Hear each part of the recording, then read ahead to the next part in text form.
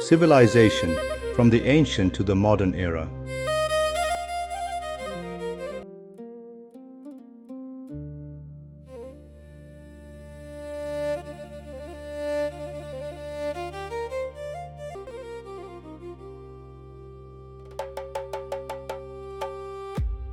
Welcome back to In Depth with Academia. I'm Richard Price, CEO of Academia IDU, and I just want to say thanks for tuning in again. Today, we're diving into a topic that honestly hits close to home for a lot of us, even if we don't always think about it directly: how societies can, and maybe should, include their elders in governance and in shaping our shared future. So, the paper I'm presenting, again, this is a neutral presentation, not an endorsement, is by Dr. Arega W. Nigasi, and it's called Include Our Elders, Protecting Senior Rights for an Inclusive Future. Oof, right? Just hearing that, you might be thinking, wait, am I doing enough to include the seniors in my life? Or, how does this really connect to me? Well, let's dig in together. All right, the core question Dr. Nagasi explores here is a big one. How can societies make sure that elders, especially senior citizens and indigenous elders, aren't just honoured with words or symbolic gestures, but are actually included in real decision-making, policy and innovation? Why does this matter? Well, the argument is, if we exclude seniors, we risk losing their institutional memory, their experience, and their wisdom, which can make governance less just, less resilient, and honestly just less effective. Think about it.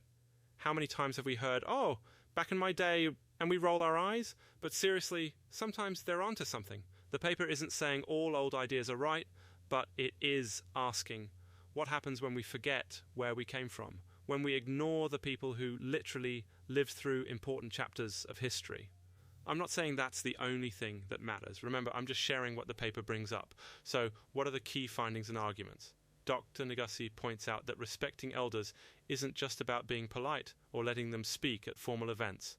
It requires actual mechanisms, things like advisory councils, deliberative forums, mentorship programs, and one that really jumped out at me, rights-based safeguard elders too, who in many communities aren't only old folks with stories, they're living libraries of cultural, ecological and civic knowledge. This, I think, goes beyond the usual respect your elders advice.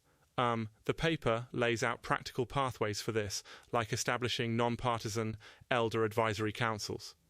These aren't about giving seniors outsized power, no vetoes or anything, but providing a formal channel for their voice in decisions. So you, as a listener, might ask, okay, but does this actually work?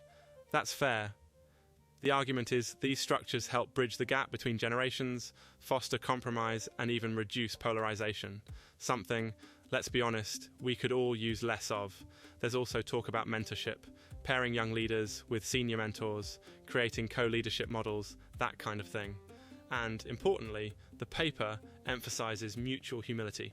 No one's got a monopoly on truth, not the seniors, not the youth, not the experts. It's about learning from each other, which honestly I think we could try more, both in academia and just regular life now. A part that really feels timely is the section on technology, specifically artificial intelligence. The paper warns that AI isn't neutral. If we scrape the internet for data, including indigenous knowledge, without consent, there can be real harm. Bias gets embedded, cultural heritage gets exploited.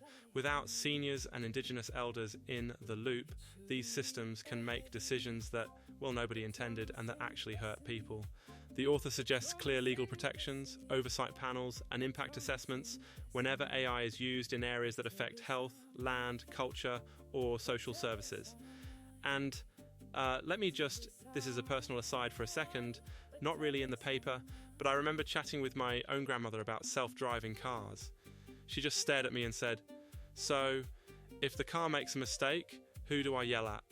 It's a funny little moment, but it does point to something. Technology shapes lives, and leaving elders out of these conversations isn't just inconsiderate, it's kinda risky.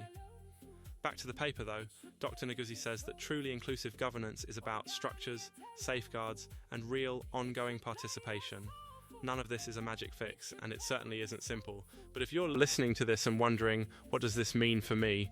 Well, it's a nudge to ask whether our own workplaces, communities, or even families make space for elders to contribute, or if we're mostly putting them on the sidelines, Just remember, academic research is meant to provoke thinking. It's not gospel, it's conversation, something to stir the pot, not to settle it. So, as always, I'm here to neutrally present this idea so you can chew on it.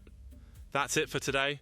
Thanks for listening, for questioning, and for maybe imagining a future where experience and innovation go hand in hand. We'll be back next time with another deep dive. Until then, stay curious, take care of each other, and maybe give your elders a call. Catch you soon.